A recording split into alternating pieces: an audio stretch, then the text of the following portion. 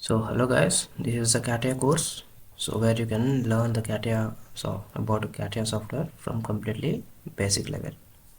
So if you want to open the software, so you can find the Catia icon from your desktop. So if it is installed, you can see. So if it is not visible here, you have to search for it and click on the search bar and search for Catia. So here you can see Catia V5 R21. I'm using Catia V5 version. So since I've already opened it, I'm not opening from here again. So what will happen? So let me close this again and open it again. So what will happen when you open the Catia software? So very first time, so it will automatically open a product design workbench, right? So it will automatically done by the software. So you need to close it at every time. So if you click on this, you will see the main interface. So from here you can only see the menu bar. So when I was first installed the software, I really confused about the software because there are no any tools are appearing here to make a sketch or even modeling. So these are because the modeling and the sketching tools are available in the separate workbenches. So now what is workbench? So workbench is nothing but a room where you can find your required tools for your product, for your design. So for example, if you want to make a part, the tools are available in the part design workbench only. And if you want to make it assembly, the assembly tools are available in assembly design only. And if you want to make a sheet metal, here you can see the sheet metal production or generated sheet metal, where you can find the sheet metal related tools. So this is what the workbench means. So whenever you have the requirement for a specific product, you have to choose from the workbenches. And of course you can make your custom workbench by adding every single tool from every workbench. So this is not I'm doing making right now. So our contents of this video are about the main interface and then specification tree and then the compass, plane and axis systems. So these are the contents that I will explain in this video, and the remaining things will be explained from the next video onwards. The first, starting with the main interface that I already done, and then the workbenches. Already have the basic idea about what is workbench. So when we start our course, you can get into these workbenches deeply, right? For now, the second topic is about specification tree. In order to show you the specification tree, I'm just opening a file. So from the file command bar, you can see the file and open option. From here, we can open a part. So in my case, I'm opening where you can part design basics, part modeling basics. So okay, from here, I'm randomly selecting one part. See, this is the part that I have done. And if you click on this plus symbol, so here you can see this is called the specification tree. The first concept of our video of session is the specification tree or model tree. So this is like history of your design.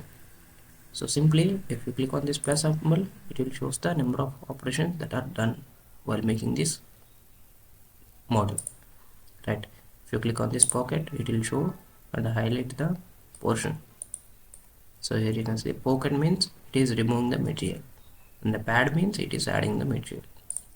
So this is about specification tree, and if you are facing like this problem, the specification tree is appearing but it is a very small size, you can turn it into a big size by pressing and hold the control key and scrolling the mouse. In this way you can adjust the size of your specification tree. So and sometimes what will happen, the specification tree is gone somewhere else, so it is movable with your mouse scrolls. So only thing that you need to do is so scroll the mouse until you found the specification tree, and sometimes it may be disabled defaultly. Simply what you do, press the F3 key, that's it. So if I press the F3 key, it is hidden, and if I press the F3 key again, it is unhidden. So that is all about specification tree. So whatever the things that you've done in the part model, that will automatically appear here. So if you want to make a changes of this part, simply double click on that. So here you can see you can change them. Not only the 3D features, you can edit the sketches also. Double click on the sketch, you can edit them. Right. So don't worry about the constraints and given the dimensions. We will give them from the next video onwards. So this is about all thing about this specification tree. And the next thing is the compass. So here you can see this is the compass that we called. So the main purpose of the compass is to know the direction. See, so my part is somewhere like this, oriented like this, and I want to make a hole from here, and I want to make a specify a direction. So in that cases, so it will help.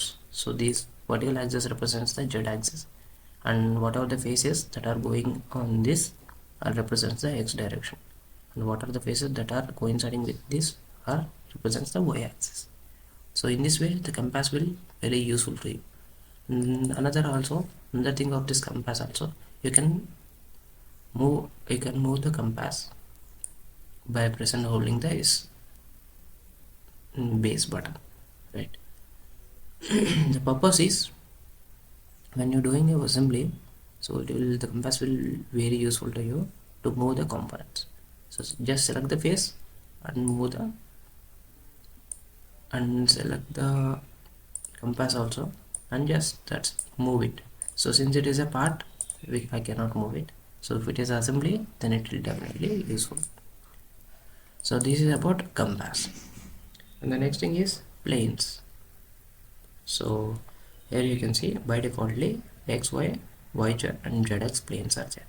So the first of all, what is mean by a plane? A plane is mean by a paper. Consider you consider it as a paper plane. So what you do with a paper, you can write or draw something on a paper. So this is what the exact purpose of the plane. So without that plane you cannot draw a sketch, right? So this is about planes.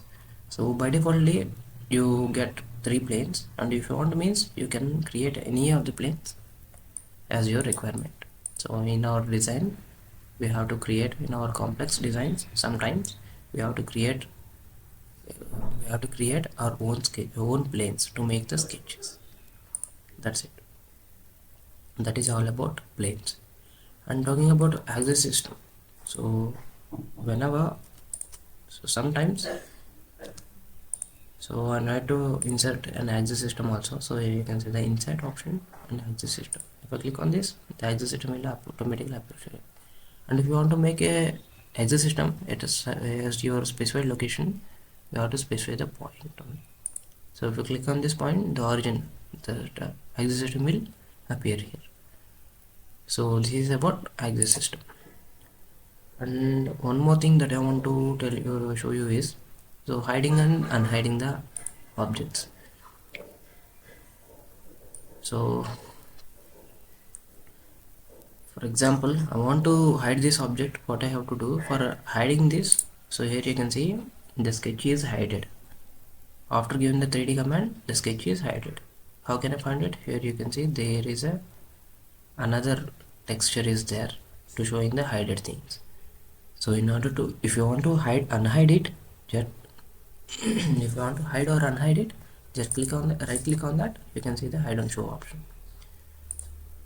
See, if I show it, the sketch will appear, and if I hide it, this won't appear. So for example, I have hidden the body. The one thing that you need to remember while hiding the part is, if you hide it, you need to know about where the hidden part is. So since it is since you are hide it from the specification tree, it is easy to show it again. But in your complex assemblies, it is not always possible. So in order to see what are the things that are hidden by you or by the software, you can see all the hidden items from the snap visible area. So if you click on that, so here you can see the green background. The green background represents the swap visible area. So which is a area that contains all the hidden parts. So if you hide the things from here, unhide the things from here. So what is just happened? I have hidden from the specification tree. That's why it is being like that. So if you hide if you are not seeing any part of here, so that all appear here. And if you see the parts here, those are not appear in the graphic area. So this is all about for this video.